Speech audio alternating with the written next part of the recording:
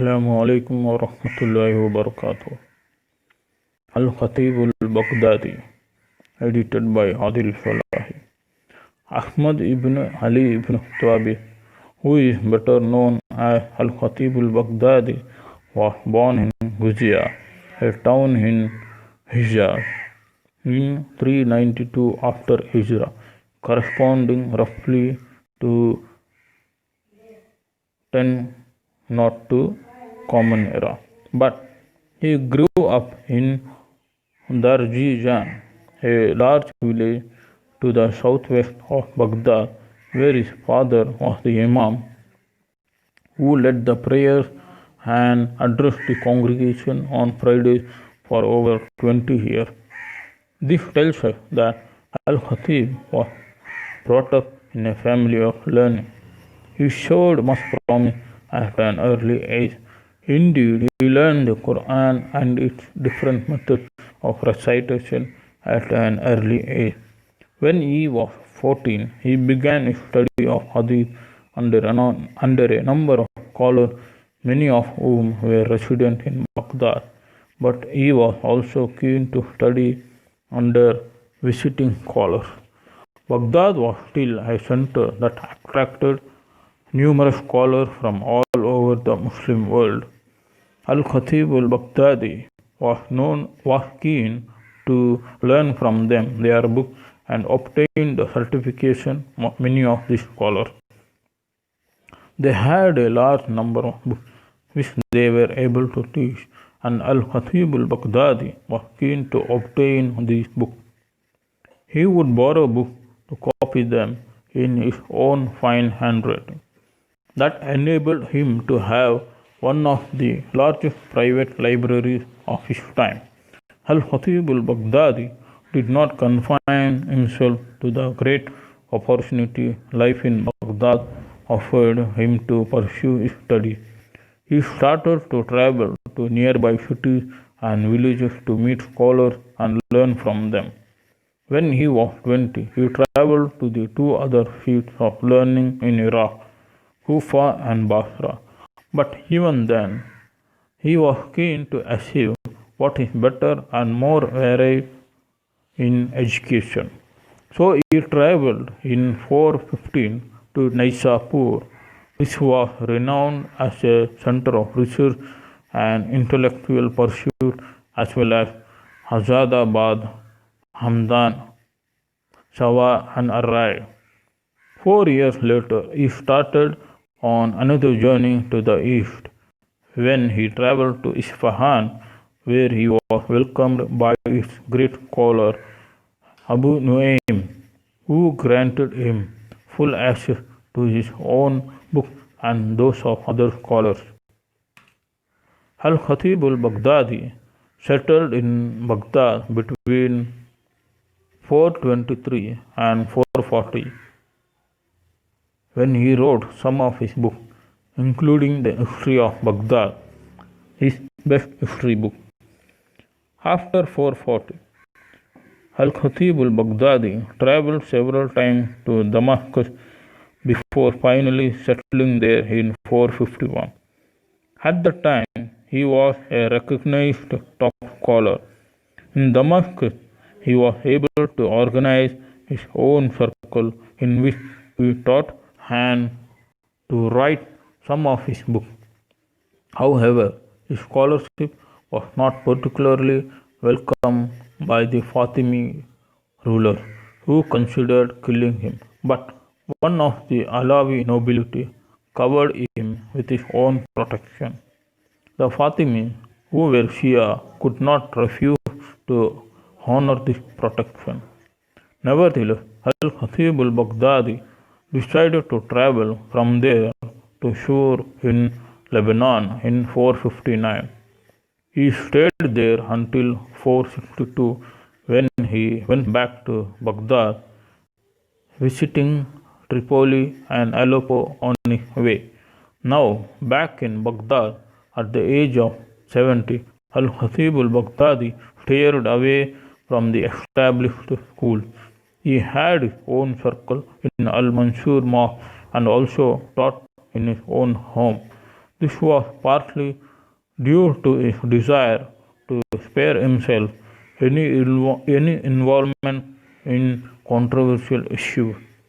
In Ramadan the following year, that is 463, he fell ill. He donated all his wealth, which came to 200 dinars, that is the gold currency at the time, to scholars of Hadith. He also made his library an endowment for students, putting it in the custody of Abul Fazl ibn Hayrun. But most of his books were consumed by a fire not long afterward. Al-Khatheeb Al-Baghdadi died toward the end of the same year, and his funeral was attended by a large number of eminent personalities in Baghdad. Al-Khatheeb Al-Baghdadi was a prolific author. He wrote no less than 86 books. Of his 37 were on the various disciplines in the study of Hadith, with the exception of the history of reporters. He also wrote 25 books of history, including those concerned with reporters of Hadith. His other books include 14 on different subjects of fiqh and its basic principles. Two of his books are concerned with the essentials of faith and three with literature. Al-Khatheeb Al-Baghdadi gave much attention to explaining the importance Islam attached to the pursuit of knowledge, as it considered it a duty of every Muslim.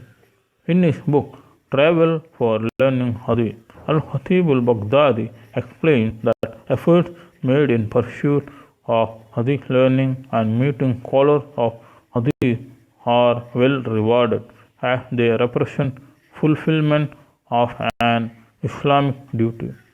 Al-Khatheeb Al-Baghdadi has demonstrated a thorough insight in the way learning and academic achievement should be pursued.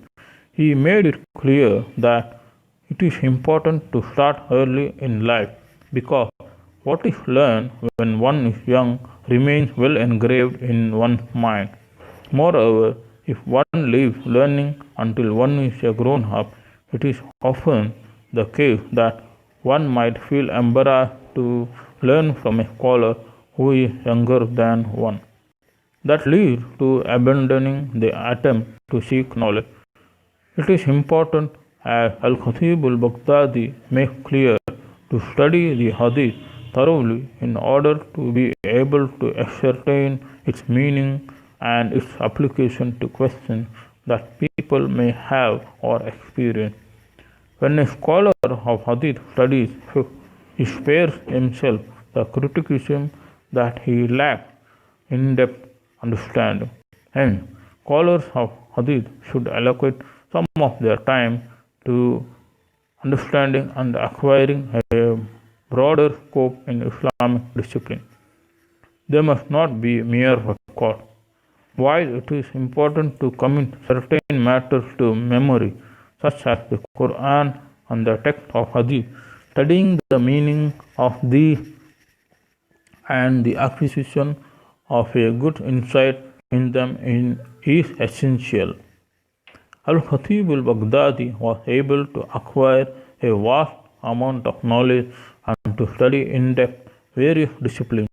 Hence, he was able to rewrite and reorganize much of the subject matter of various disciplines to make it easier for younger students to achieve their goals. This skill of reorganization and reclassification has been his great point of strength, and his feat was followed by many later scholars. Our scholar comes strongly in favor of writing down all branches of knowledge, including Hadith.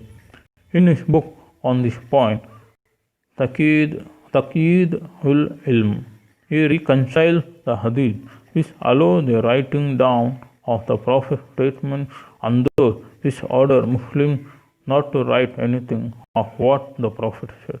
He compares these and studies them thoroughly, coming in the end strongly in favor of writing hadith down. He then goes into detail of how and what to write, stressing the importance of accuracy so that no one is misled into holding a false notion or a view which makes lawful what is unlawful or vice versa. Al-Khatheeb Al-Baghdadi stresses the importance of giving practical credence to what one has learned. He makes it clear that when a scholar learns something, he should implement it in practical life. Otherwise, the credibility of a scholar is called into question. In connection with that, he denounced the pursuit of learning in order to make a profession out of it, seeking either reputation or wages. He makes it clear that this applies particularly to people who learn the Quran for such purpose. The Quran should be learned in order to conduct one's worship well and to learn what God wants us to do and to put that into effect. That is the way to earn God's pleasure and His reward. He also takes care to point out many other issues that are relevant to the pursuit of learning. Among these are the approaches scholars follow in order to make their pursuit properly organized. He also speaks about the need to add a humorous dimension in a session of learning in order to encourage students and the need to continue one's pursuit of learning. He speaks of the student's freedom to choose from whom to learn and stresses the importance of having as many teachers as possible. All this goes to show that Al-Khatheeb Al-Baghdadi was not merely a scholar of great knowledge but also one who attended much to methods and approaches of education. May God bless his soul. Thank you. Assalamu alaikum wa rahmatullahi wa barakatuhu.